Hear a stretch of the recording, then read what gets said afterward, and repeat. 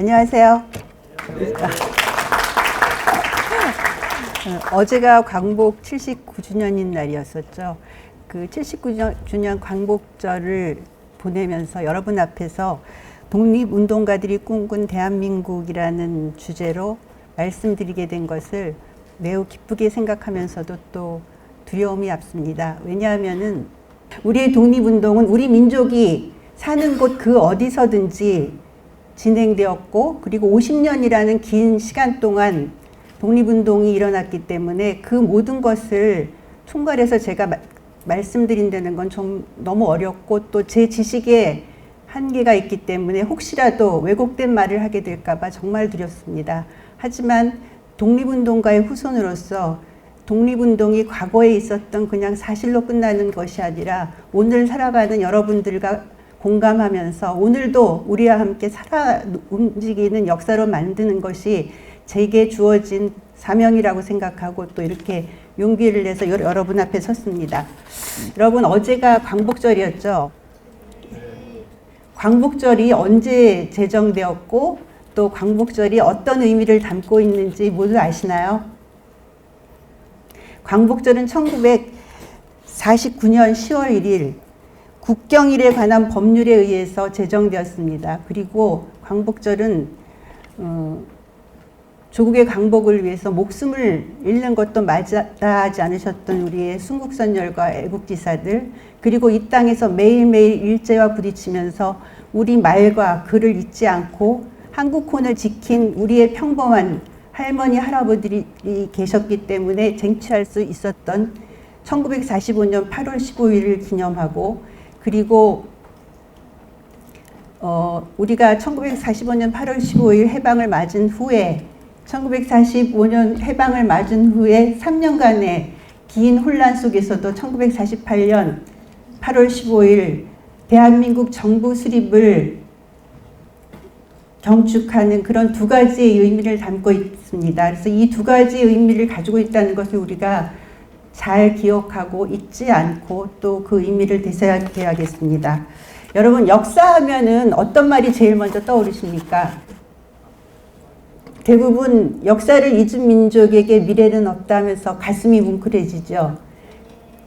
1945년 8월 15일 사진은 없어서 저렇게 제가 8월 16일 사진을 한 건데, 서대문 형무소에서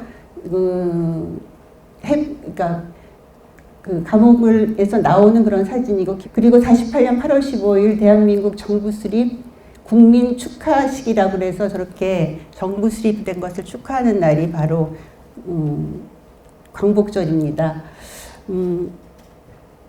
그래서 여러분들이 역사를 잊은 민족에게 미래는 없다는 말과 함께 저를 감동시키는 말이 이 말입니다. 역사는 꿈의 연속으로 이루어져 있다. 사람들이 어떠한 꿈을 가지고 살아왔는가, 그 꿈을 위해서 어떻게 행동하고 실천했는가. 이 말이 저를 감동시키는 이유는 다음과 같이 읽히기 때문입니다. 독립운동사는 꿈의 연속으로 이루어졌다.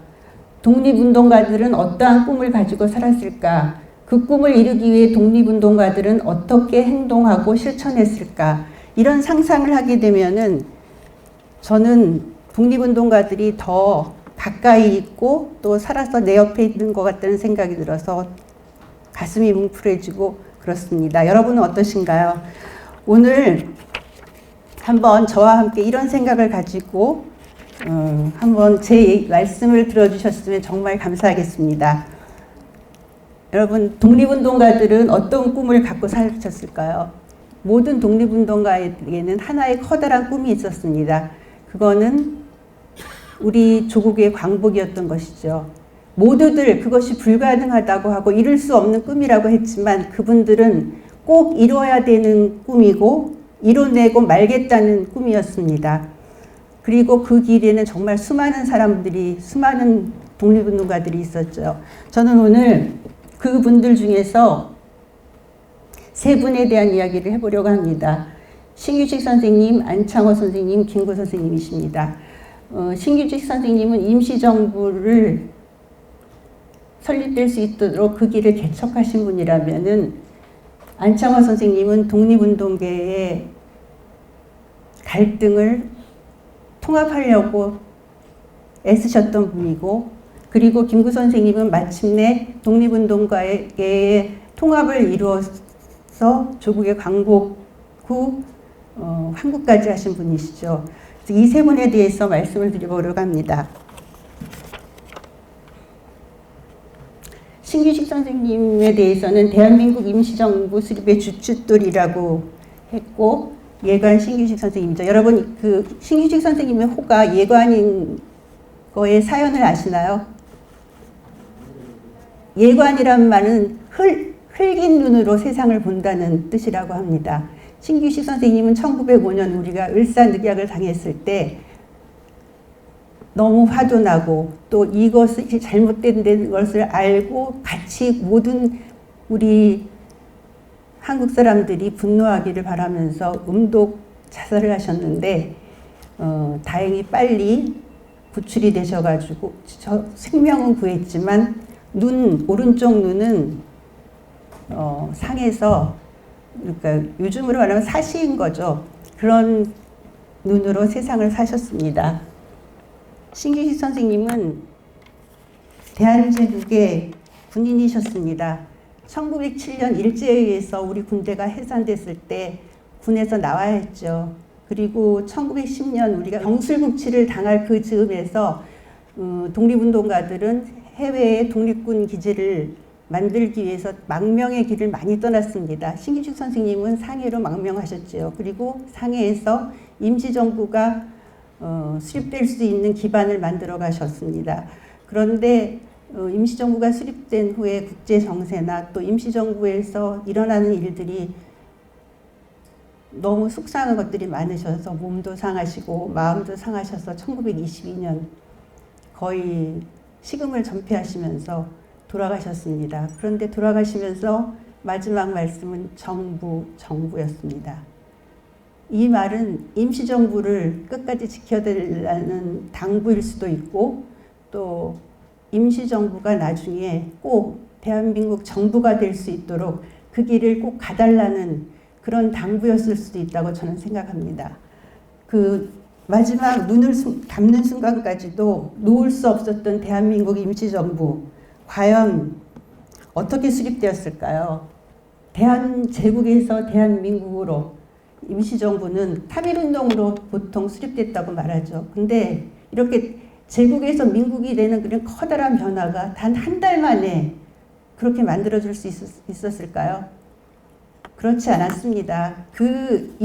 제국에서 민국이 되는 데는 그 전에 하나의 과정이 있었던 거죠. 과정 없이 일어나는 일은 없는 거죠. 그래서 임시정부를 수립을 해야 된다는 것을 가장 먼저 생각을 한 것은, 의견을 낸 것은 미주에 있는 대한인 국민회였습니다. 1910년 10월경 우리가 아는 이 눈에 보이는 한국은 망했지만은 정신적인 한국은 이제부터 시작이다 그러면서 대한인의 자치기관으로서 삼권 분립에 의해서 정부의 형태를 갖는 임시정부를 만들 것을 제창했죠. 그리고 이런 생각은 뭐 미주에서뿐만 아니라 연해주, 중국 관내를 통해 가지고 공감대를 얻어갔죠. 그런데 이러던 차에 1917년에 핀란드도 독립하고 폴란드도 독립하는 이런 일이 벌어졌습니다. 그 약소민족들이 자유와 해방이라는 그런 커다란 물결이 시작된 것이죠. 그래서 우리도 그 물결에 따라서 우리도 독립을 쟁취하겠다는 생각으로 대동단결 선언이라는 걸 합니다. 여기서 보면은 융희 황제가 삼보를 포기한 8월 29일은 즉 우리 동지가 삼보를 계승한 자이니 구한국 최종의 날은 신한국의 최초의 날이다. 우리 동지는 당연히 삼보를 계승하여 통치할 특권이 있고 또 대통을 상속할 의무가 있다 하면서 국민 주권을 이야기하면서 그 실천의 방법으로 모두를 대표할 수 있는 기관을 만들자 하면서 그 임시정부의 필요성을 공식적으로 문서로 만들어가고 거기에 사람들이 동조하게 되는 거죠. 그래서 1919년 3.1운동으로 대한민국 임시정부가 수립되는 거에 어떤 우리가 당연히 가진 권리를 발현하는 것이라는 그런 이론적 바탕을 만들어줬고, 그것으로 인해서 우리는 당당하게 정말 그 임시정부를 수립할 수가 있었던 것입니다. 그래서 그 이후에 윌슨의 민족 자결주의에서 우리가 3.1운동이 일어났고 임시정부가 만들어졌다 하지만 그 이전에 우리는 이런 세계사의 변화의 물결에 맞춰 갈 수 있는 우리의 민족 역량을 이미 이렇게 형성해 가고 있었던 것입니다. 그 과정으로 1919년 2월에는 대한독립선언을 저 만주 쪽에서 했고요. 그 다음에 이제 3.1 독립선언을 또 할 수 있었던 것이죠. 그런데 왜 임시정부는 상해에서 만들어졌을까요? 이 상해에서 만들어지는 거에 그 기반을 만든 분이 바로 신규식 선생님이십니다. 1912년에 상해 중국에서는 신해혁명의 그 결과로 중화민국이 설립되었고 또 손문이 임시총통으로 취임을 하게 되는데, 이런 걸 보면서 우리 한국 사람들은 그런 생각을 하죠. 우리는 경술궁치로 나라가 망했는데 중국은 새로운 물결에 의해서 새로운 나라를 세운다. 그럼 우리도 새로운 나라를 세울 수 없을까? 이런 생각을 하면서 그런 새로운 물결에 우리 한번 가서 그 현장을 보자 하면서 많은 우리 애국지사들이 상해로 몰려들기 시작합니다. 그래서 막상 가서 보니까 거기 만주나 연해주 경우에는 우리 동포들이 많이 살고 있기 때문에 독립군 기지를 마련할 만한 그런 충분한 그런 여건이 갖춰졌는데 상해는 그게 아니었어요. 그래서 중국 혁명 동지들과 유대 관계를 가지면서 그들과 유대 협력 관계를 만들면서 독립운동의 어떤 기반을 만들어야겠다는 이런 생각을 하죠. 그래서 그런 생각을 실천하신 분이 앞장서서 실천하신 분이 신규식 선생님이십니다. 그래서 1912년에 이렇게 거기에 모였던 분 중에 대표적인 인물들인데, 이런 분들이 동지사를 창립을 하죠. 거기에 모인 분 중에 대표적인 분이 신채호, 김규식, 조수왕, 민필호 이런 선생님들이시고요. 동지사에 사람들이 많을 때는 300명가량 되었다고 합니다. 이렇게 우리 단체를 보여주면서 이렇게 우리가 독립의 의지가 있다는 것을 또 표현하신 것들이죠. 그리고 중국 혁명에 정말 지도자격인 사람들과 관계를 맺어가는데, 밀리뽀라는 그 당시에는 어떤 중국 혁명의 그런 열기를 고취시키는 잡지가 있었는데, 여기에 모두가 잡지사에 모여서 의견을 나누고 그 다음에 어떤 계획을 실천하고 했다는데, 여기에 모인 그 기자를 통해서 이런 분들을 알게 됩니다. 숭자오런, 천치메이, 청거프 이런 분들인데, 이분들은 독립운동가를 저렇게 서원을 해준 거 보면은 여러분들이 이분들이 얼마나 역할을 크게 했을까, 그리고 이 역할을 크게 한 분들과 친분을 맺은 신규식 선생님이 독립운동의 기반을 상해에 아주 탄탄히 만들었다는 것을 또 기억하실 수 있을 것입니다. 그리고 그와 동시에 1차 혁명이 좀 흐지부지하면서 2차 혁명이 일어날 때 신규식 선생님은 그 2차 혁명에 직접 참가하셨습니다. 그래서 여기서 맺어진 인연이 손문이라든지 탕지아오 이런 사람들과 그 친분을 맺게 되는데, 순원의 경우는, 손문의 경우는 이런 인연으로 임시정부를 승인하는 것을 약속을 했죠. 자기가 이 정권이 완전히 안정되면 다 승인을 해주겠다는 약속을 했고, 탕자오는 이런 인연으로 우리 10년 동안 100여 명의 한국 학생들이 중국에 있는 무관학교에 공부를 할 수 있어서 또 독립군으로서, 광복군으로서 역량을 만들어 나가는데 큰 도움을 주신 분들입니다. 그래서 이런 친분 관계를 통해서 신화동제사라는 것이 결성됐는데, 이건 비밀결사 조직으로 아까 앞에 말씀드린 천치메이가 감독으로 있으면서 이런 인연을 통해서 인연은 계속 이어져서 우리가 45년 광복을 맞을 때까지 중국의 그 혁명 세력, 국민당 세력과의 유대 관계가 끊이지 않고 이어질 수 있었죠. 그리고 박달학원을 개설하는데 이거는 독립운동을 하기 위한 인재는 미국이나 구미에서 정식 교육을 받고 아니면은 중국에서 정식 교육을 받은 사람이어야 된다면서 그런 공부를 할 수 있는 예비학교의 성격이었고 이거를 통해 가지고 이범석 장군 같은 경우는 중국의 그 무관학교에 입학할 수 있었고 또 허정이나 서영애 선생 같은 분은 또 프랑스로 유학을 갈 수 있었고 그렇습니다. 그리고 대동보국단이라는 걸 결성해서 아까 말씀드린 대동단결 선언이 선언을 작성하고 또 선포할 수 있는 그런 기반을 만드셨습니다. 그래서 이런 기반 아래서 우리 독립운동의 기반이 만들어지면서 당연히 상해에서 임시정부가 만들어지고 그 상해라는 조건이 뭐 여러 나라의 뭐 조계지가 있기 때문에 좀 자유로울 수 있었고 교통의 유지였고 그런 조건이 가미되면서 3.1운동 이후에 만들어졌던 세 개의 임시정부가 상해의 하나로 통합될 수 있었던 것이죠. 신규희 선생님이 한국훈이라는 책을 남기셨는데요.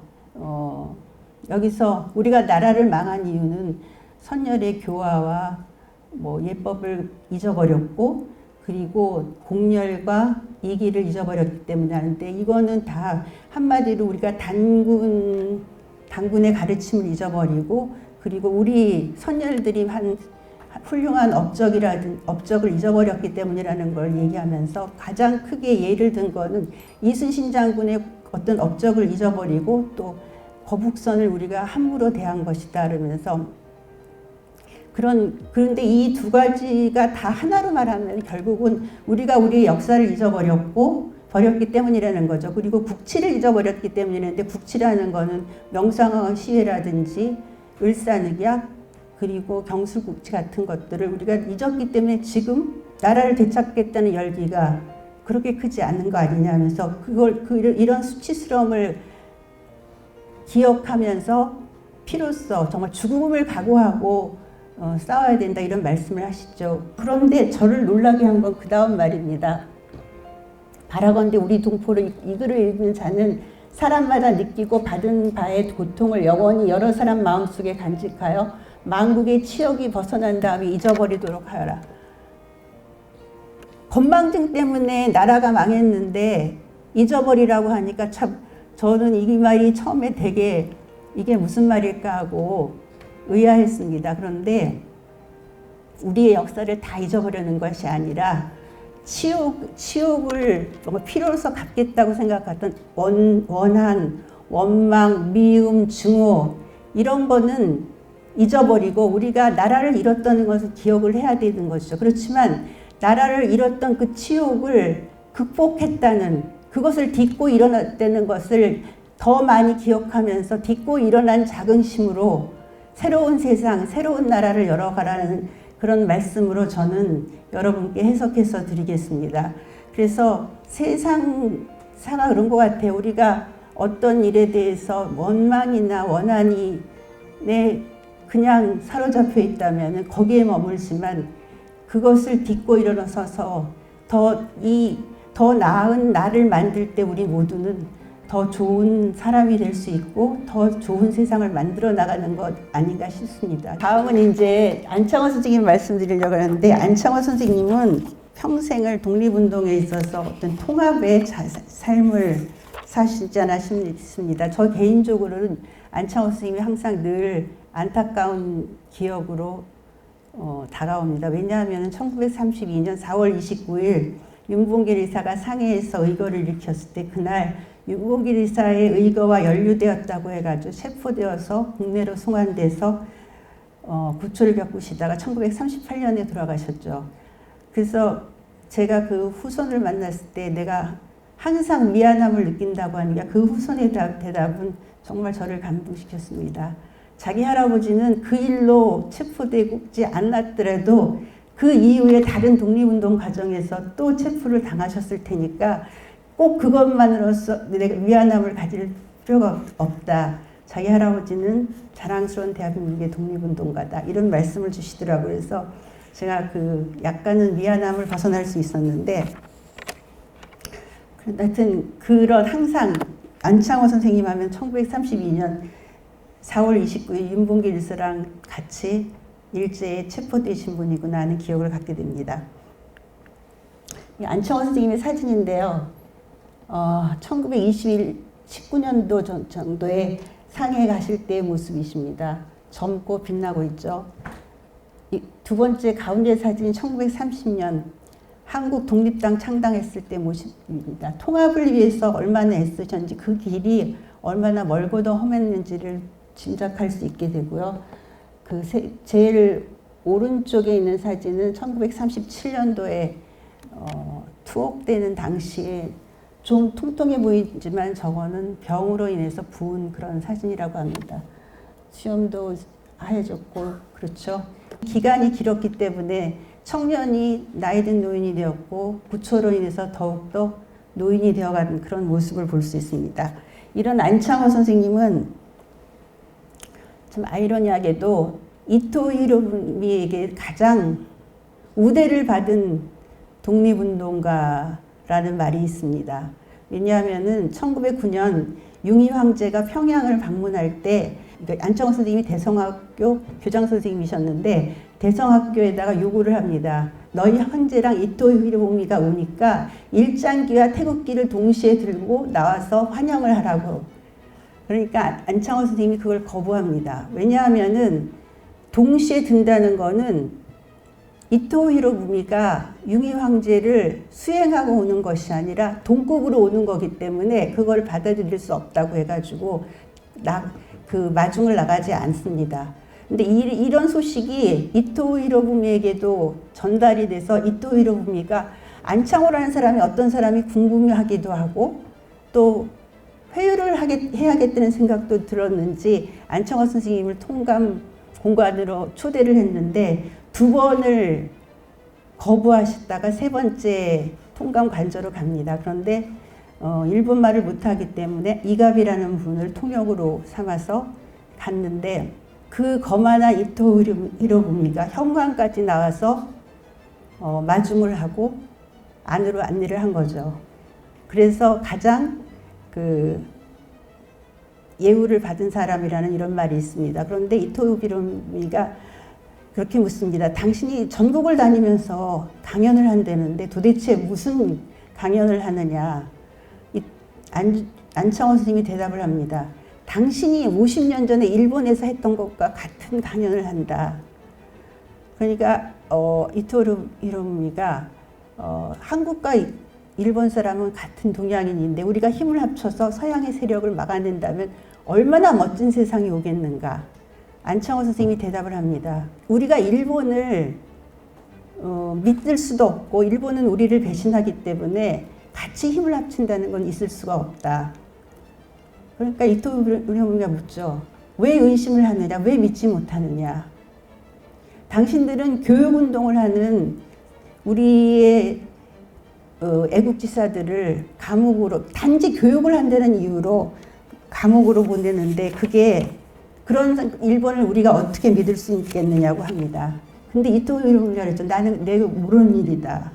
그리고 밑에 사람이 하는 일이다. 이렇게 얘기를 하는 거예요. 그리고 내가 중국 국경을 방문할 텐데 나랑 같이 가자 하니까 안창호 선생님이 나는 당신과 같이 그렇게 높은 사람이 아니기 때문에 그 위치가 안 맞기 때문에 못 가겠다고 대답을 하시죠.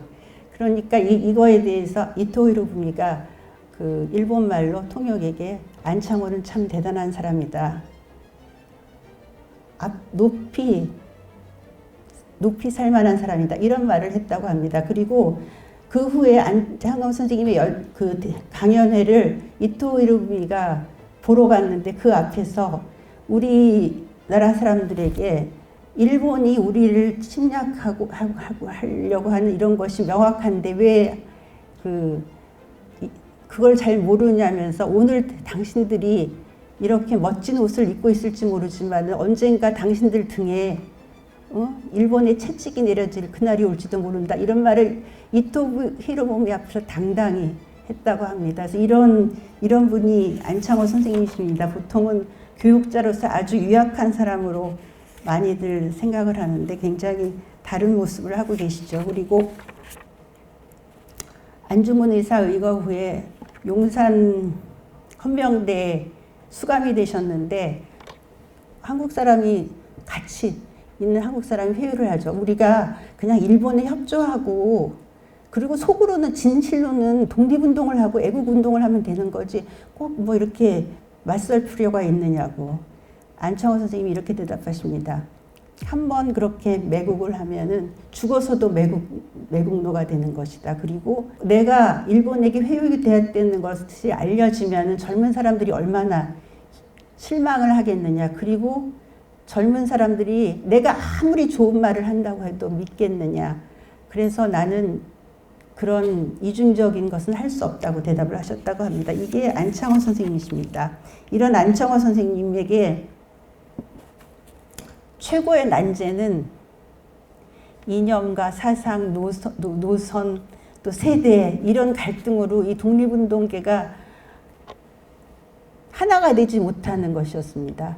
이걸 어떻게 하면은 하나가 되게 하느냐를 고민하고 그 길을 열어나가기 위해서 평생을 어떻게 보면은 그 길에 서신 분이 안창호 선생님이시죠. 그리고 어떻게 생각하면 안창호 선생님처럼 여러 방법으로 독립운동을 하신 분도 없고 안창호 선생님처럼 독립운동의 활동지가 넓은 분도 없는 것 같습니다. 안창호 선생님이 미국에서 뭐 쿠바, 멕시코, 연해주, 중국에 있는 만주, 상해, 그리고 필리핀까지 그야말로 어떻게 보면 한국 사람들이 가서 사는 곳은 다 돌아다니지 않았나 싶은데요.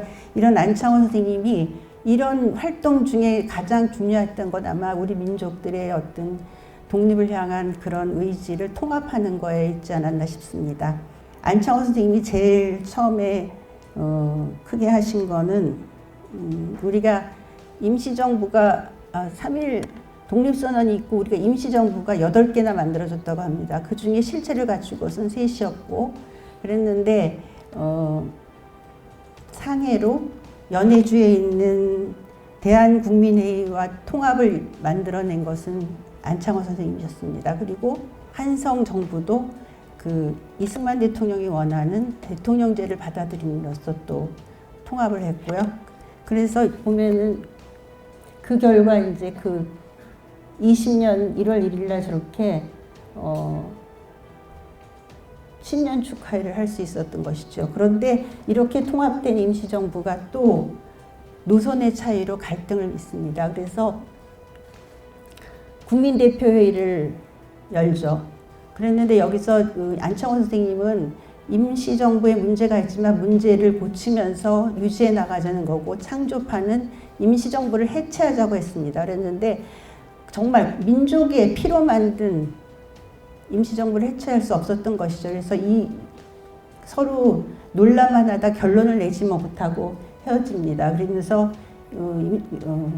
안창호 선생님은 몸도 마음도 지쳐서 이제 잠시 미국에 갔다가 다시 26년도에 상해로 돌아오면서 그 민족 대당 축성운동이라는 걸 합니다. 이건 뭐냐면 임시정부는 그대로 두고 독립운동 세력들이 모두 모여서 민족 대혁명당을 만들어서 하나가 돼서 독립운동을 전개하자는 것이었습니다. 그래서 이런 민족 대당 축성운동을 위해서 만주라든지 중국 쪽을 다 돌아다니시는 거죠. 그 결과가 이제 1930년에 한국 독립당 창당으로 이제 결실을 맺은 것이죠.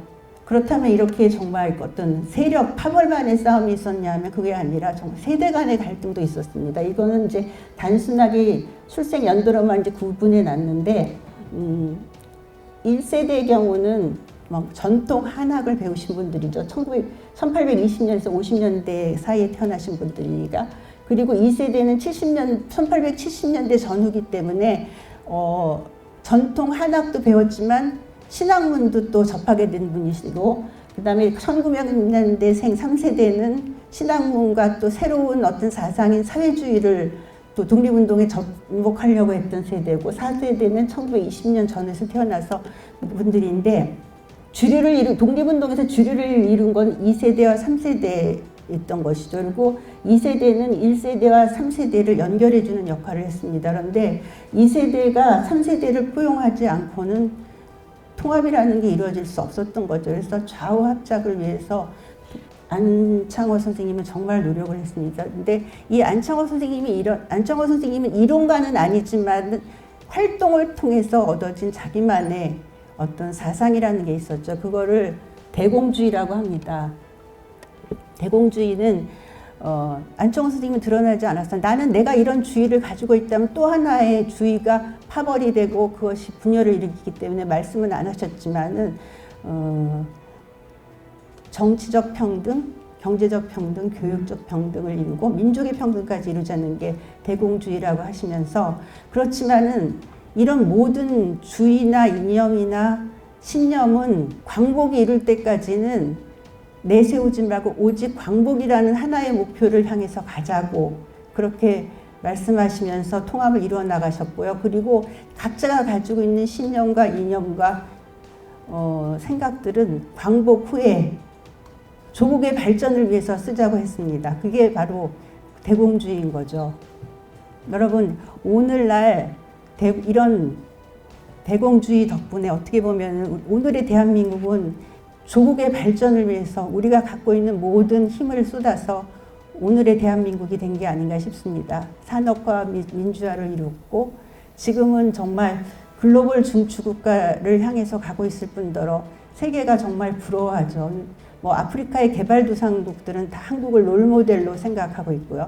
그런데 우리가 만드는 어떤 선진국의 모습은 조금 달라야 되지 않나, 이런 생각을 해보는 시간도 있고 그렇습니다. 그런데 과연 요즘 우리가 정말 국가의 발전을 최고의 목표로 생각하면서 우리가 우리의 모든 역량을 쏟아붓고 있냐, 각자 한번 생각해 보셨으면 좋겠습니다. 그리고 내가 바로 그런 생각으로 살고 있다면 자기 자신을 대견하게 생각하고 앞으로도 그렇게 삶을 영위해 줬으면 좋겠고요. 만약에 그것이 아니라면 나의 좀 사소한 의지라든지 사소한 욕심은 좀 내려놓고 대한민국의 발전과 대한민국의 새로운 도약을 위해서 무엇을 내가 할 수 있을까를 한번 생각해 보시는 그런 것이 됐으면 좋겠습니다. 아마 안창호 선생님이 원하는 대한민국은 사소한 욕심에 매달리는 것이 아니라 대한민국의 발전과 번영이라는 커다란 목표를 향해서 우리 모두가 한마음으로 가는 그런 것이 아닌가 싶습니다.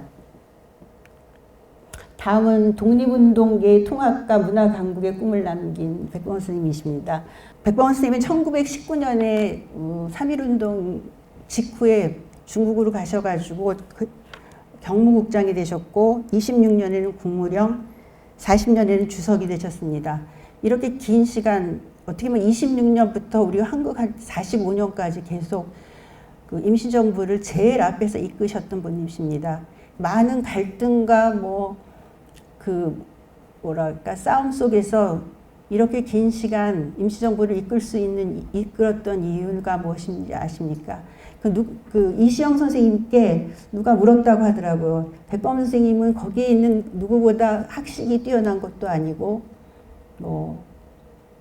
다른 커다란 능력도 있는 것도 아닌데 어떻게 그렇게 긴 시간 동안 임시정부를 이끌 수 있었냐고 하니까 이시영 선생님이 그런 말씀을 하셨다고 해요. 그 사람은 사람들을 하나로 모아서 한 마음으로 만드는데 특별한 재주가 있었어.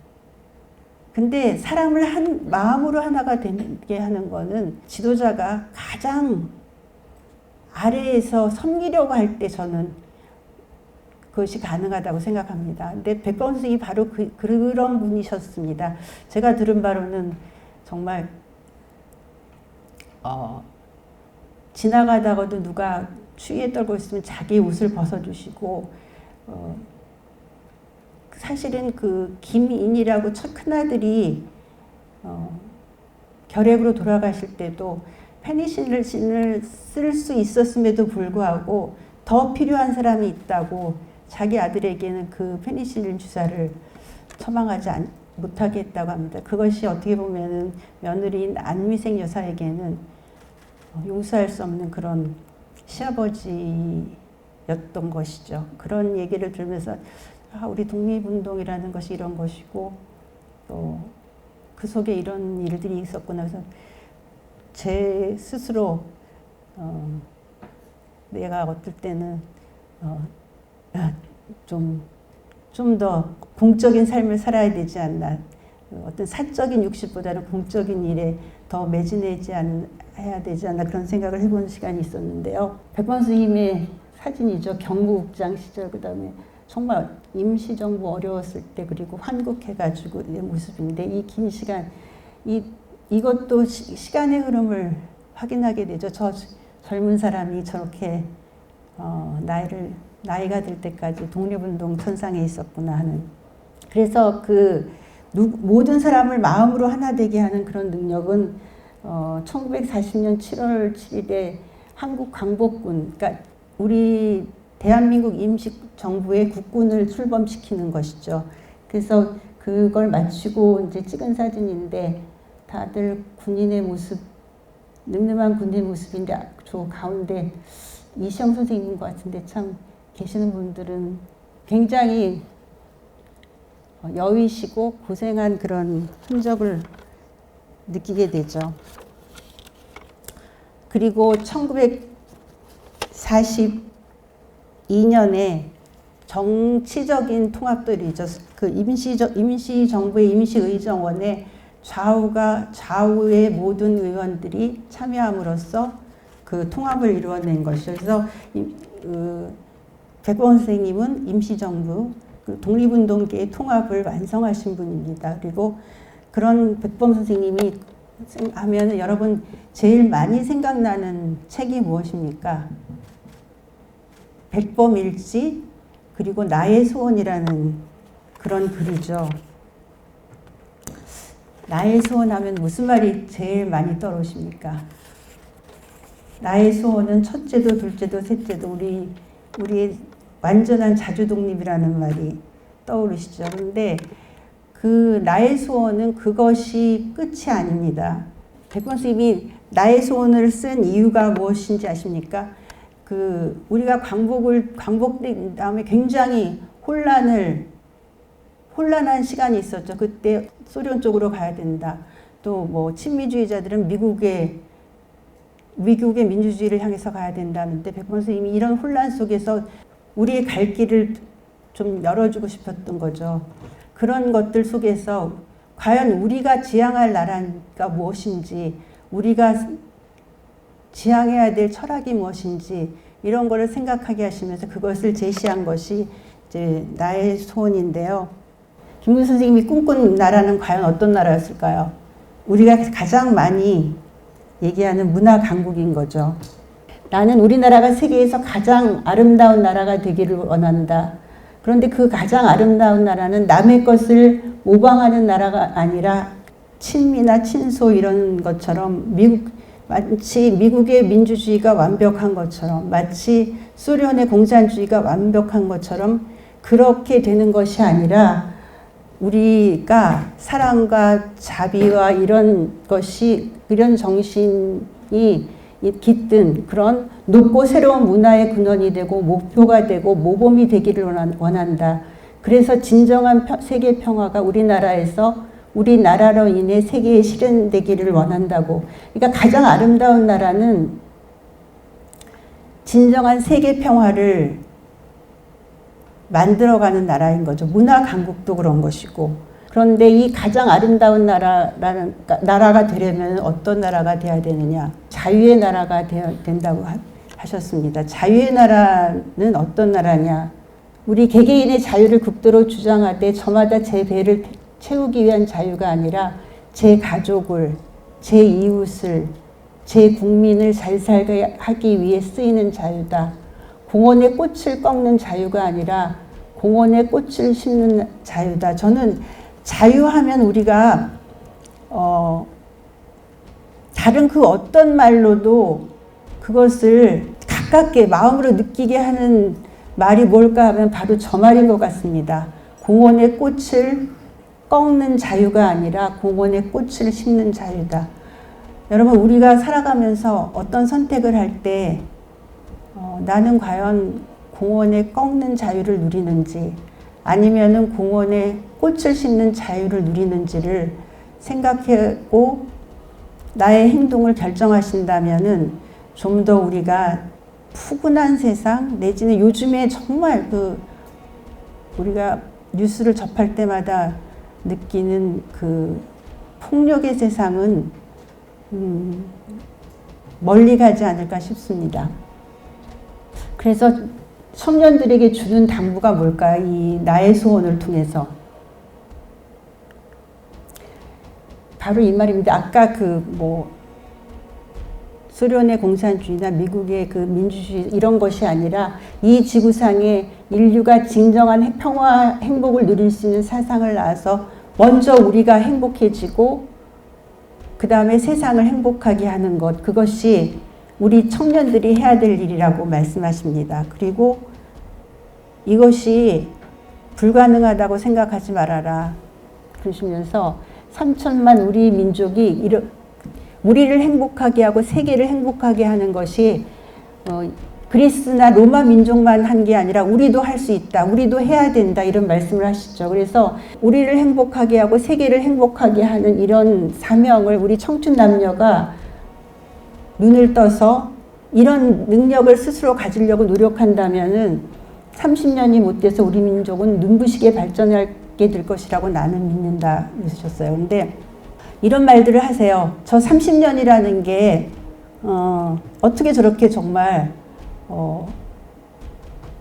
귀신처럼 예언을 하셨나 이러시면서 우리가 민주화 이후에 30년이 지나면서 우리의 K-팝, K-컬처가 세상을 감동시키는 것을 그런 포문을 열어갔고 지금은 그걸 우리가 확실하게 보고 있죠. 우리가 외국 여행 가면은 어디 가든지 K-뷰티, K-팝, 한국말 배우고 싶어요. 한국에 가는 게 소원이에요. 이런 사람들을 많이 만나게 되죠.